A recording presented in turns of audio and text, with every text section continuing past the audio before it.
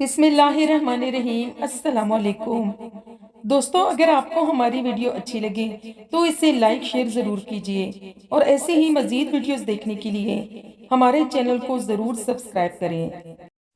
حضور اکرم صلی اللہ علیہ وسلم کا ارشاد مبارک ہے، اگر تم اللہ پر اس طرح بھروسہ کرو جس طرح اس پر بھروسہ کرنے کا حق ہے تو تمہیں اس طرح رزق دیا جائے گا جس طرح کے پرندوں کو رزق دیا جاتا ہے۔ وہ صبح خالی پیٹ نکلتے ہیں اور شام کو پیٹ بھر کر واپس لوٹتے ہیں۔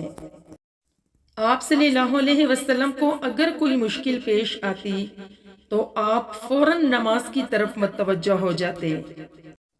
حضور نے فرمایا، کوئی شخص ایمان کی مٹھاس تب تک محسوس نہیں کر سکتا جب تک کہ وہ دوسرے شخص سے صرف اللہ کے لیے محبت نہ کرے۔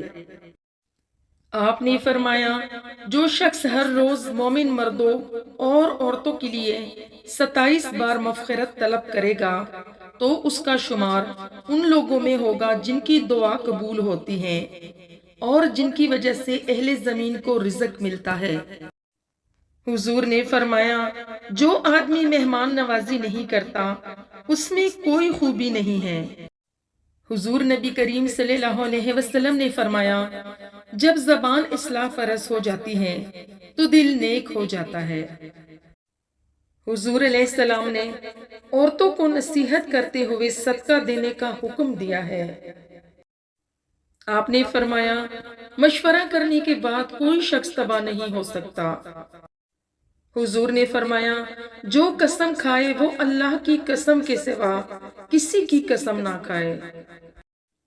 آپ نے فرمایا، رحم کرنے والوں پر رحمان رحم کرتا ہے، تم زمین والوں پر رحم کرو، آسمان والا تم پر رحم کرے گا۔